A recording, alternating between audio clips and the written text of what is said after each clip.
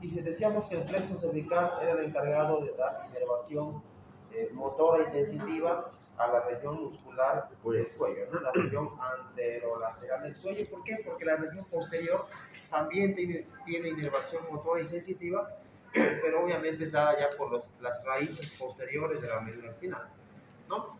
Punto 1. Punto 2. Los plexos como tal son las anastomosis o se forman por las anastomosis de las raíces anteriores de los nervios espinales, ¿no? Sí. Raíces anteriores que son motoras, pero reciben una rama sensitiva de las raíces posteriores, entonces tenemos inervación mixta, tanto motora como sensitiva, ¿no? Entonces, para hacer un breve repaso de lo que fue la clase de ayer, el plexo cervical estaba formado por 3 asas, que era asa delante,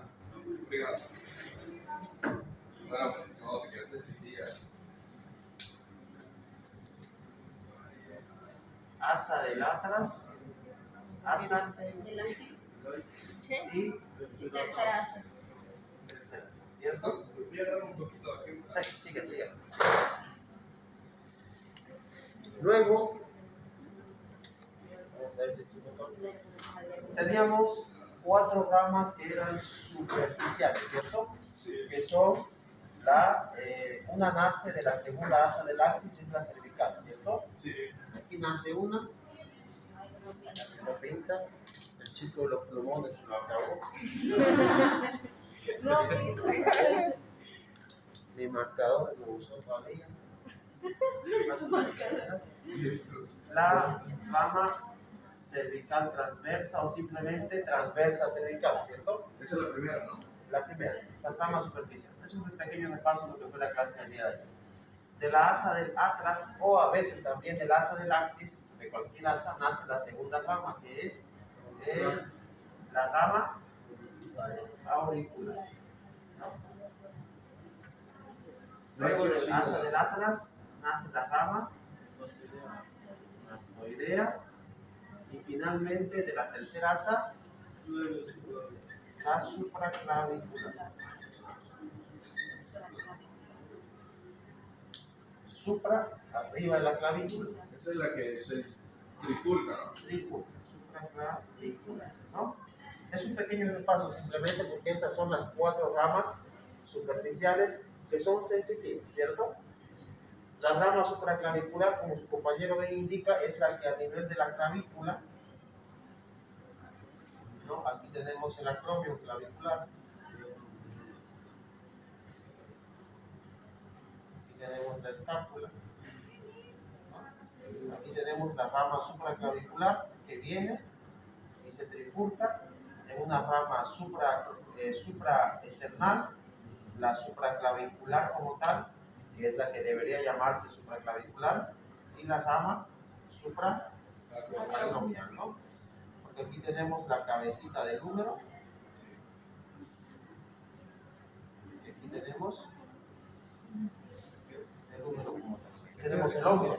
Entonces, toda la región comprendida del hombro está inervada de forma sensitiva por una rama de trifurcación de este nervio supraclavicular, que a su vez nace de la tercera asa, que a su vez se forma por la anastomosis de las raíces anteriores de quién.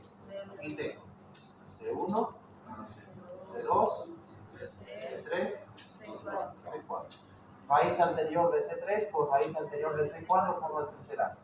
Raíz anterior de C2 por raíz anterior de C3, segunda asa o asa del axis. Raíz anterior de C1 por raíz anterior de C2, asa del axis, ¿no? Raíces anteriores. Parte sensitiva. Ahora, vamos a volver a hacer este dibujo para ver las raíces que son, o formarían, perdón, el plexo cervical profundo, que son netamente motoras. O sea, estas son sensitivas y motoras. Estas son netamente sensitivas. Ah, ok. Entonces, asa del atlas, asa del axis y tercera asa.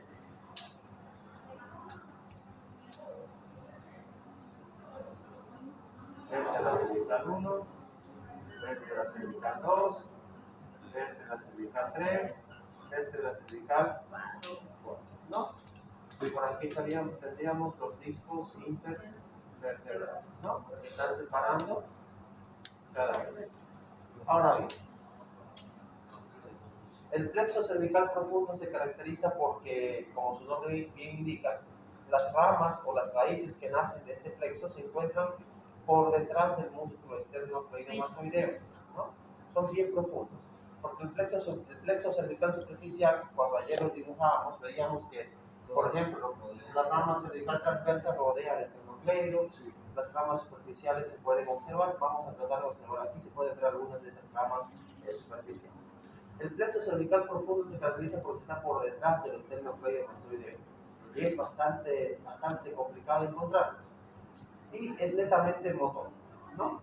Ahora, el plexo cervical profundo se divide en 4 tipos de ramas. Motores. Son ramas ascendentes,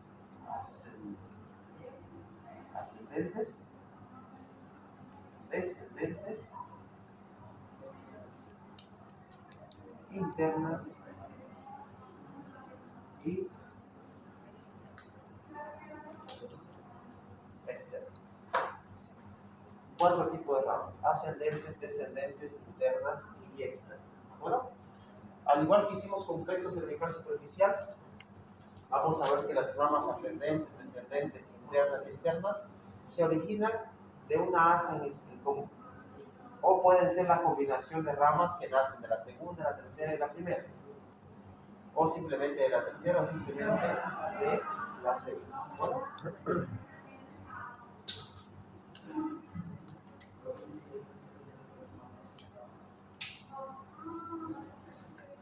Doctor, eso se llama asas profundas. todo esto que vamos a ver en este momento es el plexo cervical profundo. Esto, plexo cervical superficial, ramas sensitivas, plexo cervical profundo.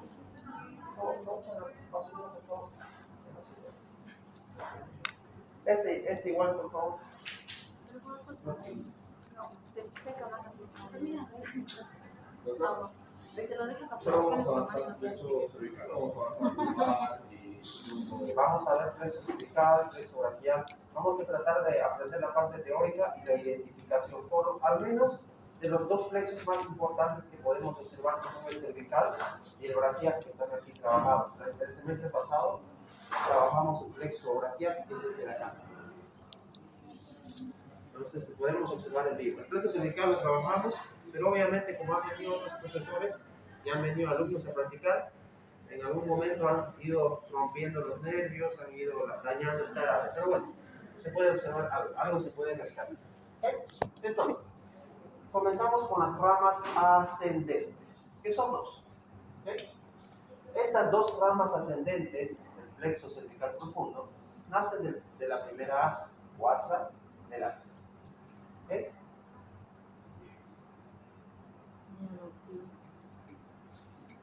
Hasta ahí llegó. ¿Será que venden marcadores aquí en la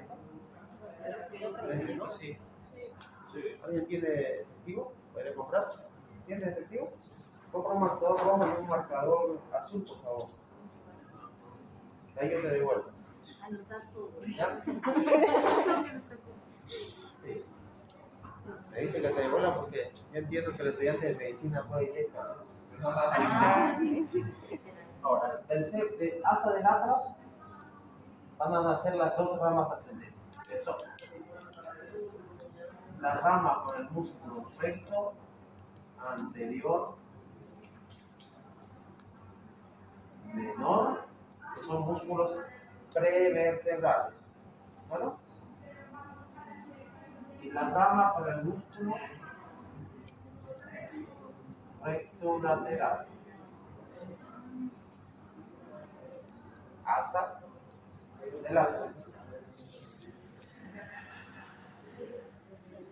Ramas ascendentes. ¿Ok? Recto anterior menor y recto lateral son músculos prevertebrales. Músculos prevertebrales. Músculos que van a estar en la columna vertebral, pero por la parte anterior. ¿Había una columna cervical por ahí? ¿En mi maqueta? Estos músculos se denominan prevertebrales porque se encuentran aquí, en la parte anterior. Son anteriores a las vértebras, prevertebrales. ¿Okay?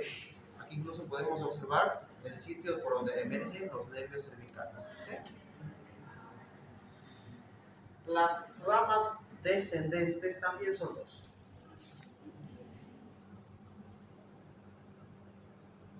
La primera nace del asa del axis. La voy a dibujar así. No tiene un nombre en específico, es una rama descendente, ¿no? Porque se dirige hacia abajo.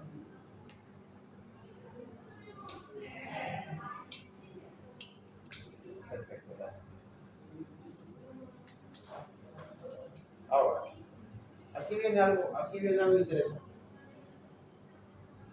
La rama descendente del plexo cervical profundo, que nace de la segunda asa, hace anastomosis con el nervio hipogloso, que es el par craneal número 12.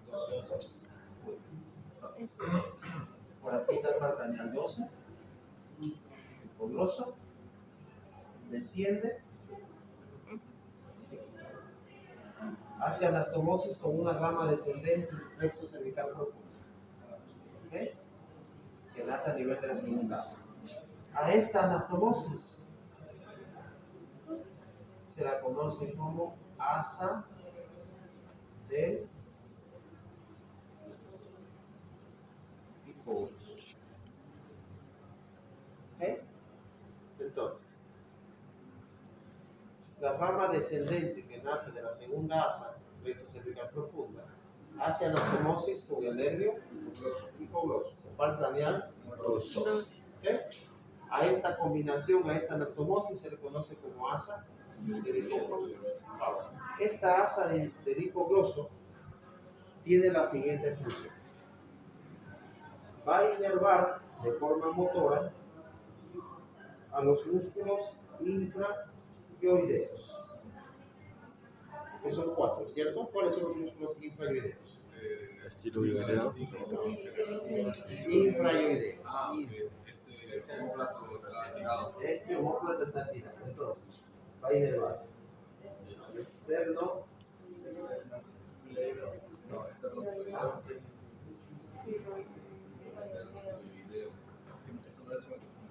Homoyoideo. estiloideo. ¿Hay estiloideo? Sí, creo que sí. ¿Hay o no? O externoideo.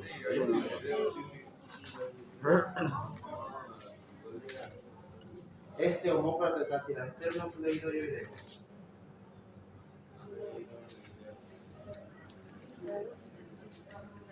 Externo.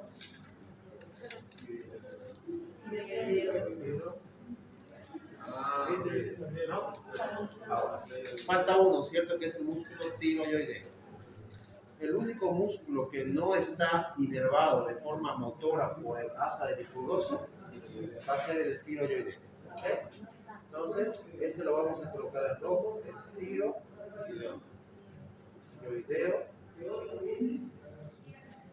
No está inervado por el asa del hipogloso. ¿Okay? Este músculo, que es un músculo infra, recibe una rama directa del nervio hipogloso, de forma directa, no por el asa del hipogloso.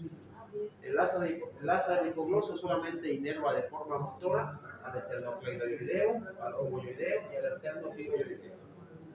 No inerva de forma motora al tiroideo. ¿Ok? ¿Quién? Par craneal 2. Lo inerva de forma directa al tiroideo y el asa del hipogloso a los 3 músculos infrayoideos restantes. ¿Ok? Punto 1. Punto 2. La segunda rama descendente que nace del plexo cervical profundo es el nervio frénico. El nervio fundamental. El nervio frénico se forma, o normalmente se forma por la anastomosis de una rama que viene de la segunda asa, una rama que proviene de la tercera asa y en algunas ocasiones por una rama que proviene de la primera asa. ¿Okay? Es la segunda rama descendente que proviene o que nace del plexo cervical profundo. Es el nervio frénico. Vamos a colocarlo aquí, solo nervio frénico.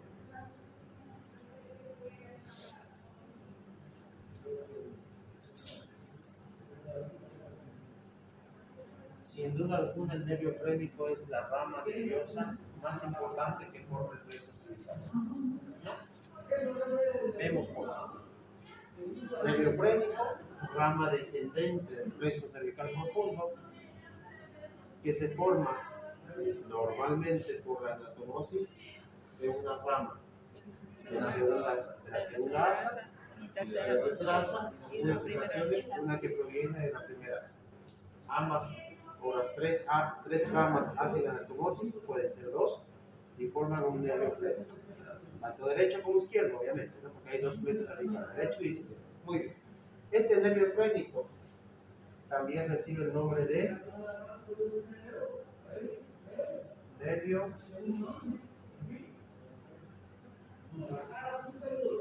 respiratorio de Bell. Nervio respiratorio de Bell. ¿No? Nervio respiratorio de Bell. ¿Okay?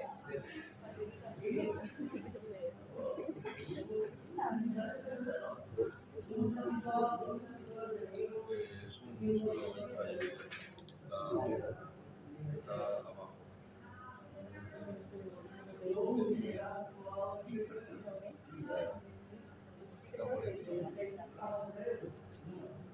Nervio frénico o nervio respiratorio de Bell. ¿Por qué se llama nervio frénico o nervio respiratorio de Bell? Bueno, sin duda alguna, el nervio frénico es la rama nerviosa más importante que proviene del plexo cervical profundo. ¿Por qué? Porque es el nervio.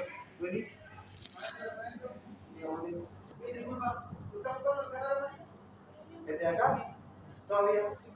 ¿No quiere ocupar la motora arriba?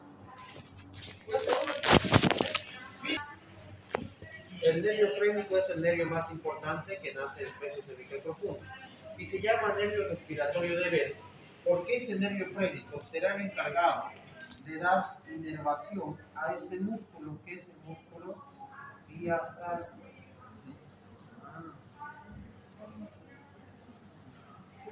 Es el músculo diafragma. El músculo diafragma es el músculo encargado de separar cavidad torácica de cavidad abdominal. El contenido de la cavidad torácica está separado del contenido de la cavidad abdominal por el músculo diafragma.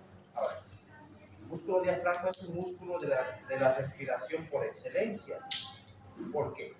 Porque cuando el músculo diafragma se contrae, cuando nosotros inspiramos, ¿qué hace el músculo diafragma? Desciende. ¿Por qué desciende? ¿No? Músculo diafragma. En inspiración, desciende. ¿Por qué desciende? Porque aquí tengo pulmón derecho. Por aquí tengo pulmón izquierdo. ¿Cierto? Por aquí tengo el pulmón izquierdo. Cuando yo inspiro, el diafragma desciende para que los pulmones se puedan expandir. ¿No? Desciende el diafragma, los órganos abdominales descienden, los pulmones se expanden. Obviamente aumentando nuestra capacidad ventilatoria. Cuando yo expiro, el diafragma asciende y digamos que exprime a los pulmones para que ellos puedan expulsar su contenido. He visto como videos que supone que uno puede, obviamente no por el diafragma, pero como que se enfoca en el diafragma al respirar, por eso respira mejor. Sí, respiración diafragmática, sí. Ajá. Sí, exactamente. Eso sobre todo lo utilizan los nadadores profesionales, los surfistas, los buceadores, ¿no? O aquellas personas que son, por ejemplo, atletas profesionales, ¿no? Que por maratones, corren maratones, ¿no? Eso es un proceso sobre todo de adaptación.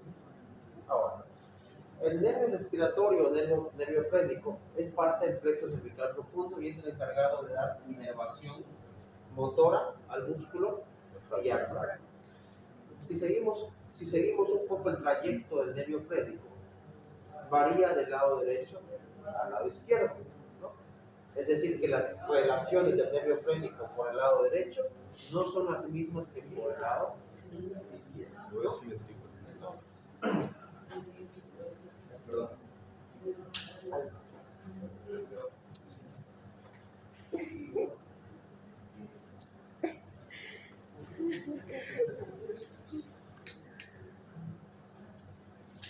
¿por qué no son iguales? Aquí vamos a tener nervio frénico, pasa por debajo de la clavícula, pasa por debajo de la clavícula. El nervio frénico izquierdo hace un recorrido muy parecido, pasa también por debajo de la clavícula, pasa por debajo de la clavícula, pero aquí las relaciones son muy variantes. El nervio frénico derecho sigue su descenso y pasa rodeando a la vena cava superior, dando una vuelta por la vena cava superior. Así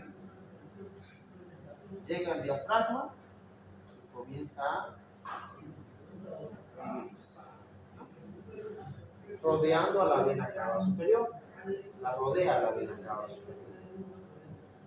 En cambio, el nervio frénico del lado izquierdo no rodea la vena cava superior, ¿cierto? No rodea la vena cava superior. En cambio, este nervio frénico va a pasar cerca de la aorta descendente.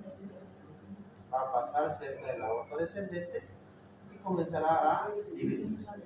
Ambos nervios frénicos tienen a su cargo la mitad del diafragma, mitad derecha o mitad izquierda, pero obviamente en el músculo como tal ya se comienzan a ramificar y se terminan uniendo ambos nervios frénicos. Ahora bien, en el caso del nervio frénico derecho e izquierdo, hay un elemento muy importante que hay que tomar en cuenta, ¿no?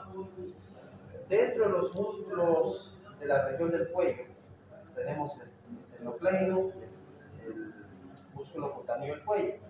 Ahora, existen músculos que se conocen como músculos escalenos, que son los escalenos anterior, medio, posterior.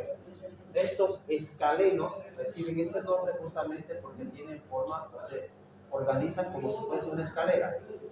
Tenemos aquí el escaleno anterior, el escaleno medio y el escaleno posterior, a manera de una escalera como tal, ¿no? Entonces, el nervio frénico, tanto del lado derecho como del lado izquierdo, va a pasar por encima del músculo escaleno anterior.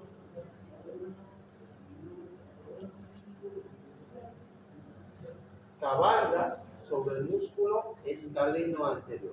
Y es una pregunta muy casual de examen. ¿Cuál es el músculo que cabalga? ¿Cuál es el nervio, que cabalga al músculo escaleno anterior?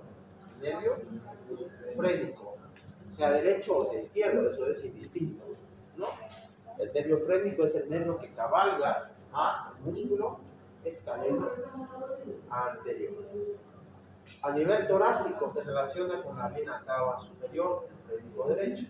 A nivel torácico el izquierdo con la aorta descendente, y ventrículo izquierdo rodea la aorta descendente y el ventrículo izquierdo. Ahora, este nervio frénico, no conforme con llegar al diafragma, pasa al abdomen el nervio frénico ya como uno solo. Pasa a la región abdominal y va a terminar formando un plexo a nivel abdominal que se conoce como plexo solar,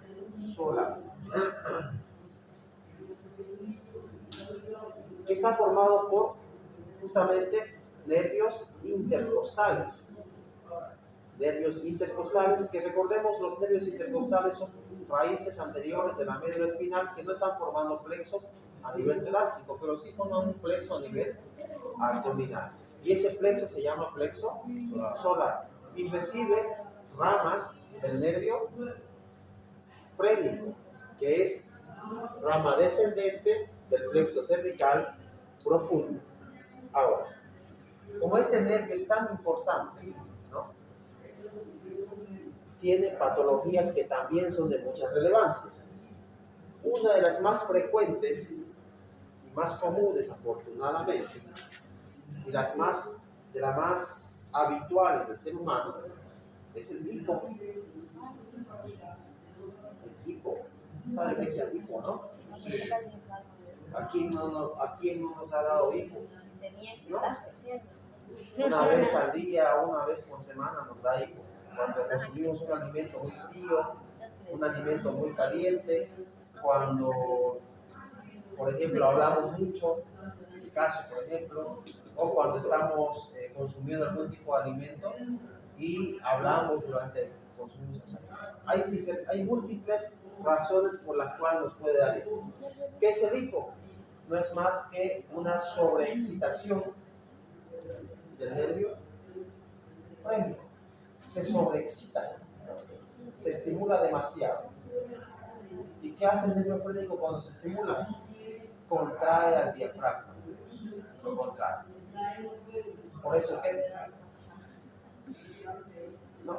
Ahora, el nombre científico del hipo no es hipo. Hipo es un nombre corriente, común, que nosotros le damos, ¿no? Pero el término médico para hacer descripción del hipo es singultus. Singultus. Paciente tiene singultus, ¿no? No van a llegar a la visita. ¿Cómo está el paciente? Nada, le dio hipo. ¿No? Te miran feo la enfermera, ¿no? ¿Qué digo? O el médico, hipo, ¿no? Singultus. O singultus o singulto. Cualquier nombre es válido, ¿no? Ahora, esto obviamente cede, es bastante fácil de ceder, ¿no? Hay diferentes técnicas para manejar el singulto. Por ejemplo, una de las más comunes es aguantar la respiración por 10 segundos, ¿no? Uno aguanta la respiración por 10 segundos y teóricamente el hipo suele ceder. A veces sí, pues a veces no. ¿Eso de qué depende? De la excitación que tenga el nervio frénico. Poner singultus, yo siempre, para mí, y toda la gente que lo hace, tomar un vaso de agua, poner una cuchillo y luego así, el vaso es singultus. Sí. Hay diferentes técnicas. Otra técnica es consumir algún líquido, ¿cierto? Beber agua, por ejemplo. Eso puede desinhibir al nervio frénico. Bueno, diversas técnicas, diferentes formas. Normalmente el singultus puede tardar en pasar 1 minuto, 2 minutos, a veces 5. Depende, ¿no? Depende del tipo de estimulación. Hay singultus crónicos, por ejemplo. Hay personas que tienen singultus crónico, ¿no? Y esto normalmente se tiene que tratar con medicación. Esto sobre todo se debe a una falla en el nervio frénico, ¿no? A una sobrecarga del nervio frénico, a una sobrecarga nerviosa del nervio frénico. Y normalmente necesita medicación porque el paciente está todo el día, todo el día, las 24 horas del día. Es muy, pero muy raro, pero ya he tenido la oportunidad de verlo por lo menos en 2 personas, ¿no? Y tienen que tratarlo con medicación de uso psiquiátrico, ¿no? Un medicamento que se utiliza. Ahora, el sincultus puede ser lo más común y corriente, pero existe otra patología que se conoce como patología de Bell, ¿no? O parálisis de Bell, mejor dicho.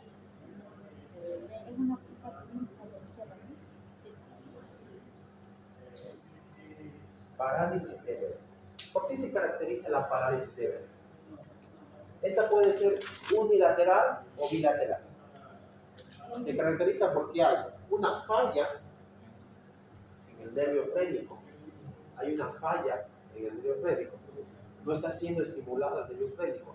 Puede ser de origen vascular, por ejemplo, como consecuencia de un accidente cerebrovascular.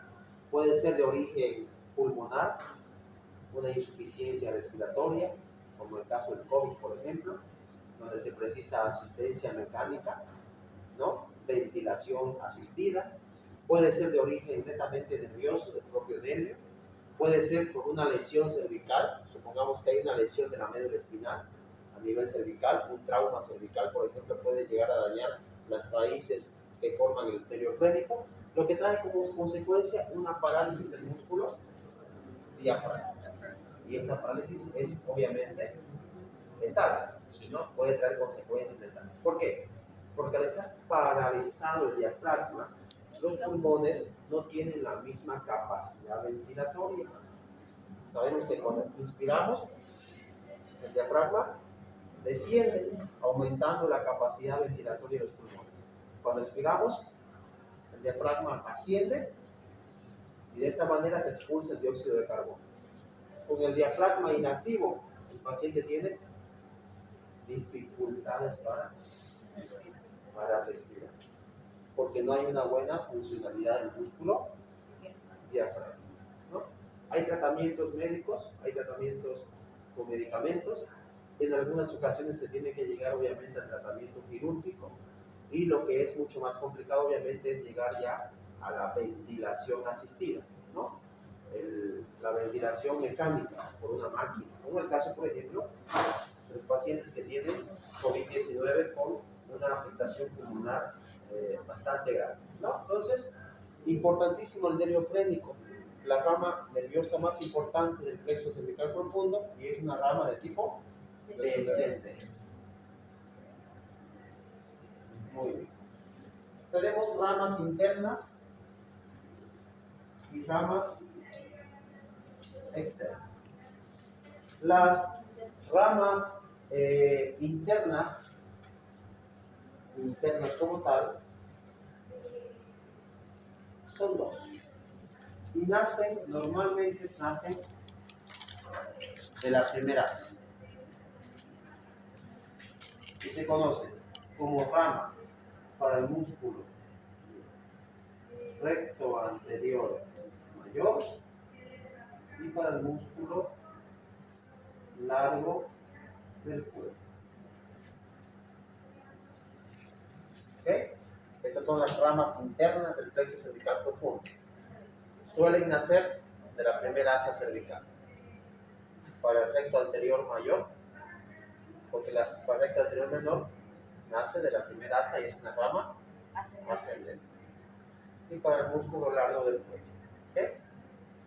Las ramas externas son 4. Y normalmente las 4 nacen de la segunda asa cervical o asa del axis.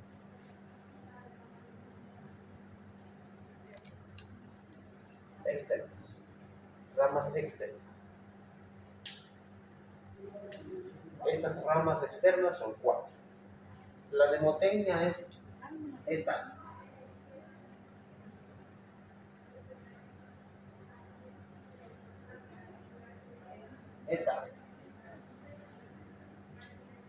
Rama para el músculo esternocleidomastoideo.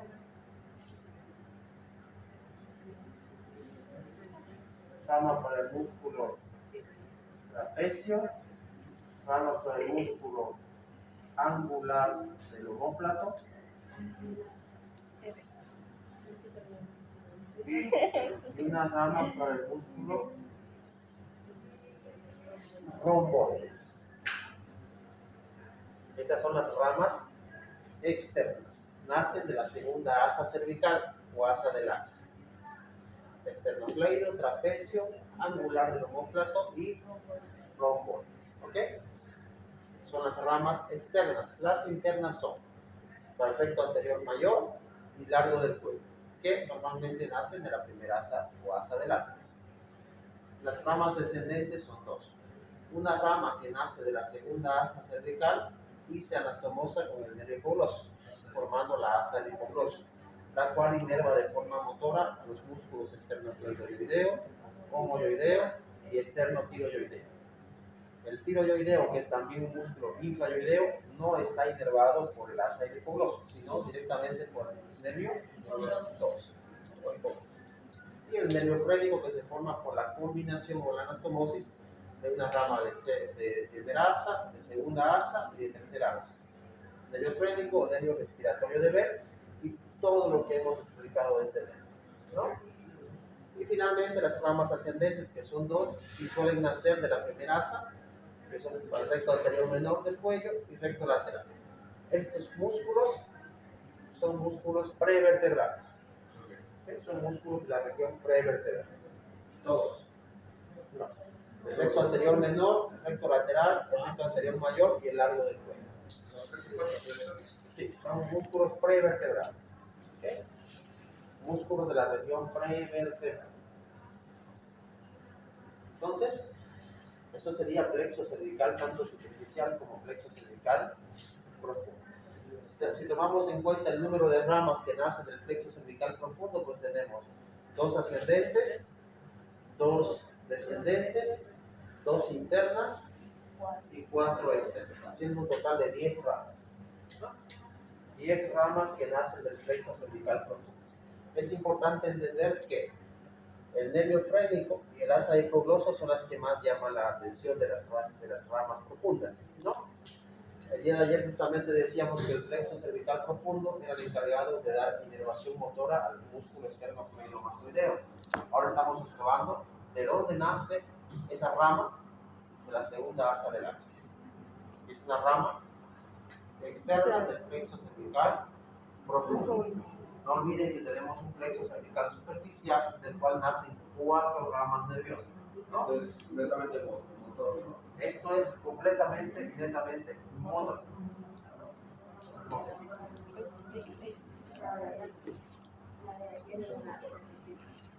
No recuerdo en este momento el nombre del medicamento que se utiliza para el sincultus crónico, pero es un medicamento de alto costo económico y es un medicamento que se utiliza en pacientes psiquiátricos. Es un tratamiento bastante costoso y de forma que se tiene que hacer por lo menos durante 1 año o 2 años. ¿Cuáles eran los músculos prevertebrales anteriores? Las ramas ascendentes y las ramas internas. Músculo de la región del hombro. Romboides. Este angular del omóplato, por si acaso. Ahora, algunos libros no lo llaman así. Algunos libros lo conocen como elevador de la escápula.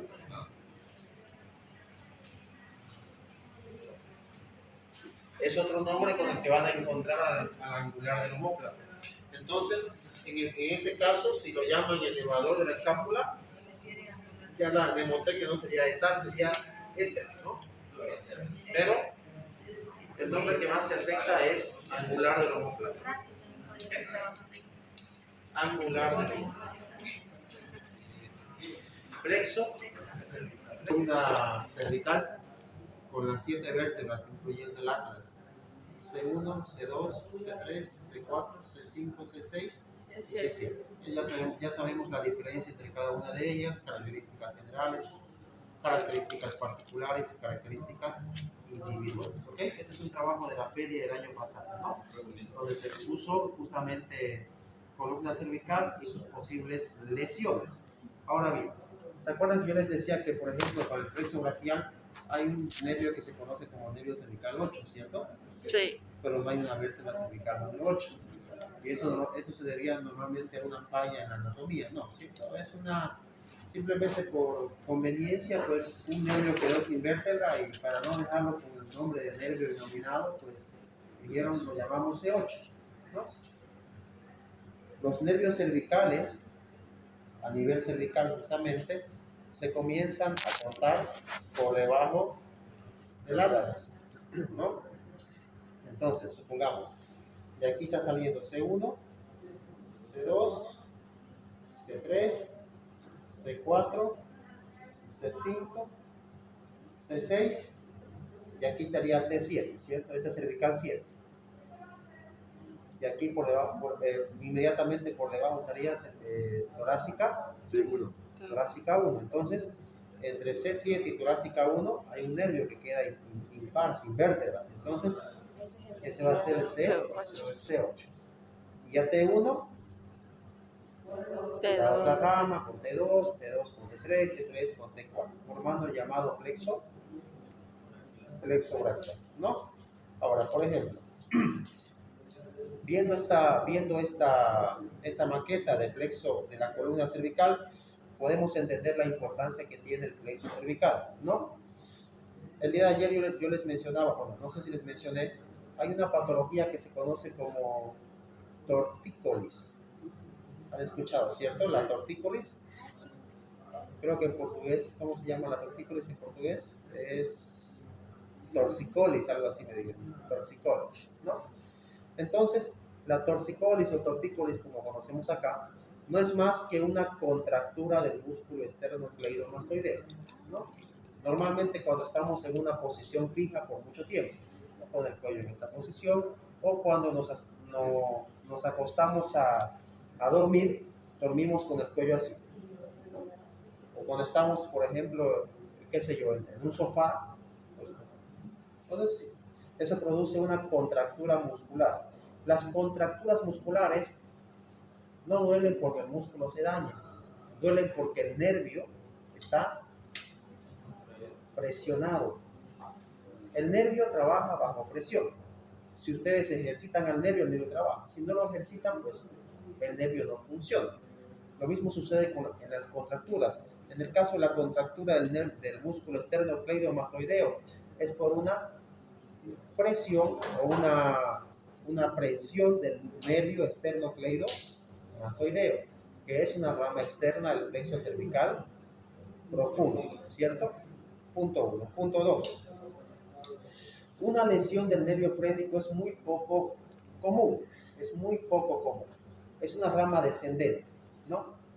Que es muy poco común que se lesione, salvo que el trauma sea lo suficientemente fuerte como, por ejemplo, para producir una fractura a nivel de la columna cervical, como sucede en accidentes de tránsito, sobre todo en aquellas personas que manejan motocicletas sin ningún tipo de protección, ¿cierto?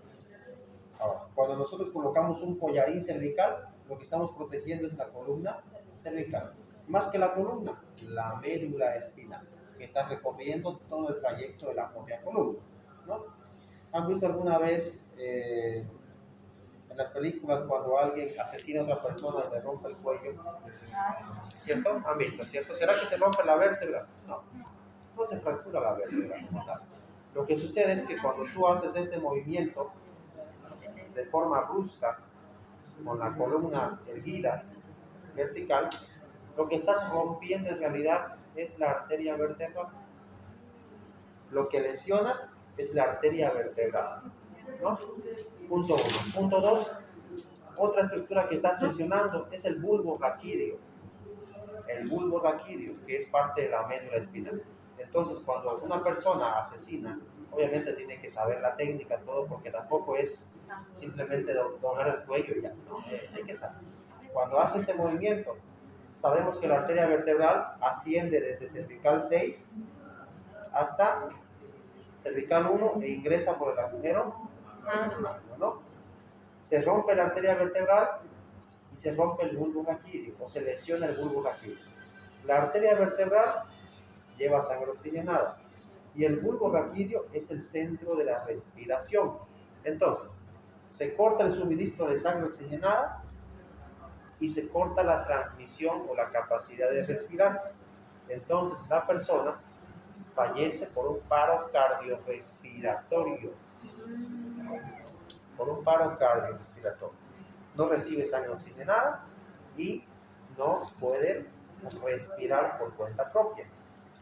Porque la médula espinal es tan pero tan delicada que ha formado un centro nervioso que se conoce como bulbo raquídeo, que es en ese centro como tal donde se encuentra el punto clave de la respiración.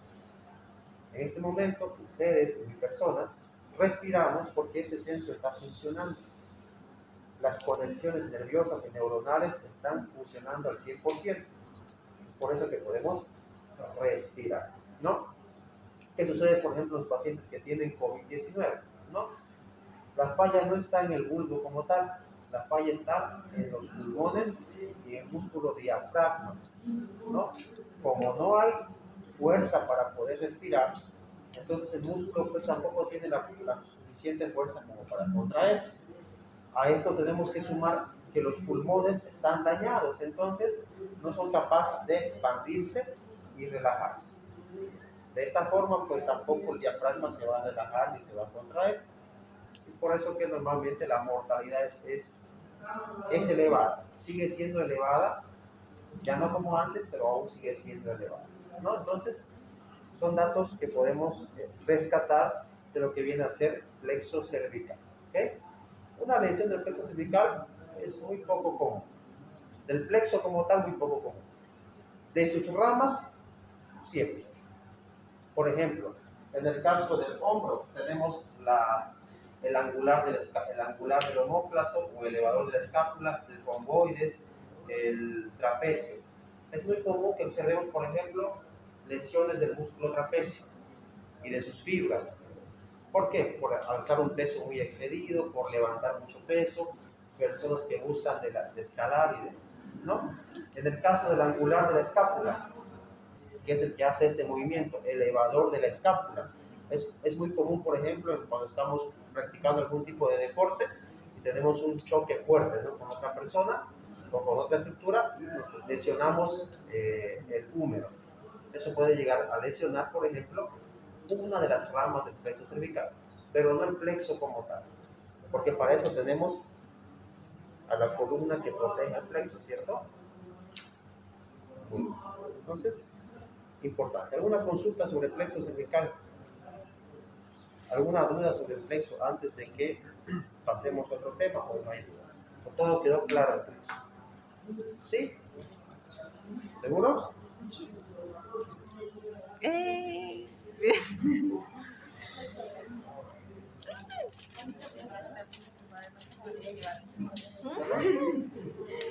Vamos a hacer una pequeña introducción de lo que es el plexo braquial. Ahí ven sus palabras. El plexo braquial se forma, al igual que el plexo cervical, por las anastomosis de las raíces anteriores de la médula espinal que reciben una raíz posterior que le da sensibilidad, ¿cierto?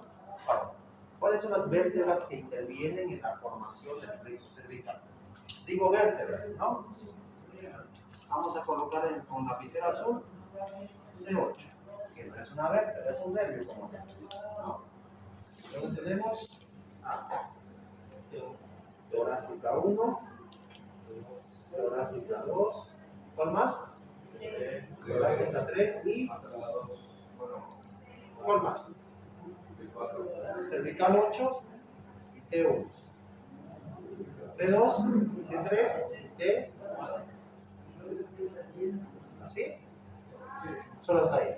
¿Seguros o no? Sí. Sé que son 12. Hay dos torácicas. No estoy preguntando cuántas vértebras torácicas tenemos. ¿Cuáles son las que intervienen en la formación del plexo braquial? No sé. Cervical 8 y torácica 1, torácica 2, torácica 3 y torácica 4. ¿Ok? Son las vértebras que intervienen en la formación del plexo braquial. Entonces, vamos a suponer que C8 es una vértebra para que entendamos el concepto. C8 es una vértebra, teóricamente. torácica 1, torácica 2, torácica 3, torácica 4. Muy bien. Al igual que ocurre en plexo cervical, las raíces anteriores de C8, T1, T2, T3 y T4 van a hacer anastomosis, pero no van a formar asas como sucede en plexo cervical. Cuando ustedes escuchen asa, imagínense esta forma, como un arco, ¿no? Aquí en plexo braquial no se forman asas, se forman troncos. ¿Qué razón? Me equivoco. Entonces, aquí se forman troncos. C8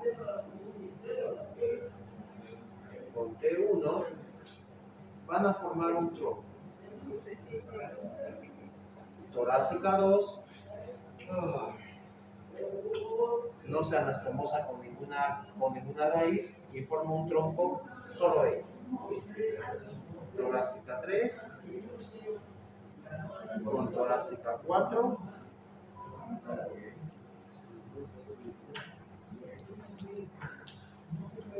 van a formar otro tronco, ¿no? Ahora bien, antes de esto tenemos que decir lo siguiente. Este es el plexo braquial. Quiere decir que va a dar inervación motora y sensitiva a la región de tórax y miembros superiores. Entonces el plexo braquial es este de aquí. ¿Se dan cuenta, no? Supongamos que este es el plexo braquial de mi lado izquierdo, ¿no? En el brazo izquierdo. Entonces, esto será Plexo braquial derecho. superior, esto será inferior, esto será externo, esto será. Eso para que nos ubiquemos en tiempo y espacio. Como si fuera una vértebra que está en lo anterior, ¿no? O sea, ahí la estoy viendo. Ah, Está ya viendo la sabes. vértebra de frente. Eso. ¿No? Entonces, la raíz anterior de C8 con torácica 1 van a formar un tronco, que se conoce como tronco primario anterior.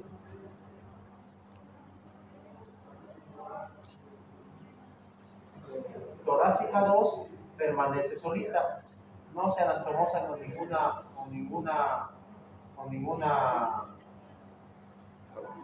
raíz, forma un solo tronco. Tronco primario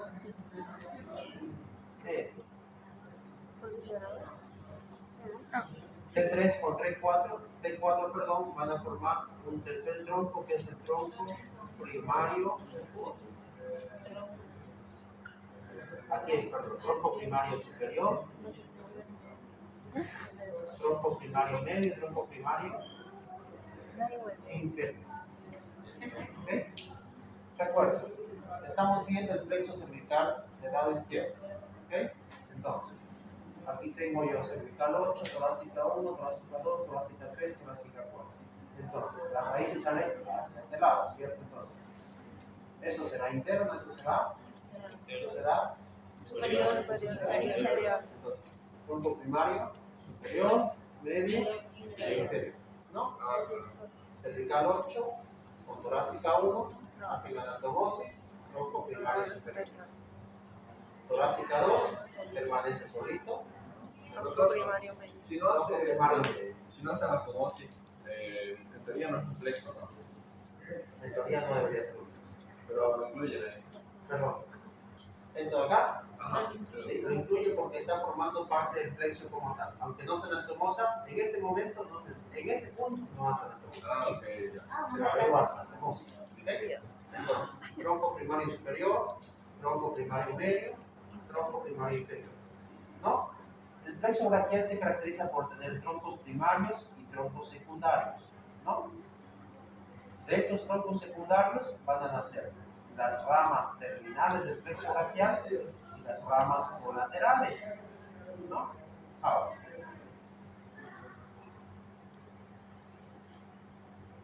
El tronco primario superior, en este punto, va a ser anastomosis, perdón, con el tronco primario. ¿Sí? Y el tronco primario inferior va a continuar solito.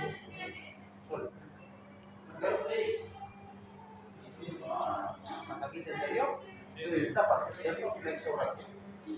Plexo braquial es igual a miembro superior y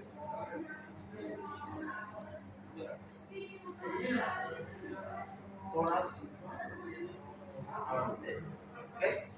Va a estar dividido el miembro superior, musculatura, tanto hombro, húmero, radio, cúbito, llegando incluso al pulpeco o a las falanges distales. ¿Y por qué digo tórax anterior? Porque el plexo braquial tiene a su cargo la inervación motora de los músculos pectorales, mayor y menor, del músculo subclavio. No de los músculos intercostales, porque los músculos intercostales están inervados por los nervios intercostales, que son raíces anteriores de la propia médula espinal, que no forman plexos, como decíamos el día de ayer. ¿Okay? La parte posterior del tórax tampoco está inervada por el plexo braquial, porque la parte posterior va a estar inervada por las raíces posteriores de la médula espinal. Por eso que les hacía hincapié el día de ayer. A nivel torácico no se forman plexos, se forman nervios intercostales, que van a dar inervación motora a los músculos intercostales, ganglios y todos los elementos anatómicos que tenemos en el tórax, a excepción de los pectorales mayor y menor y del músculo subclavio, que son inervados por el plexo braquial. ¿Ok? Muy bien. Vamos a quedar aquí, ya, para que podamos entender mejor el día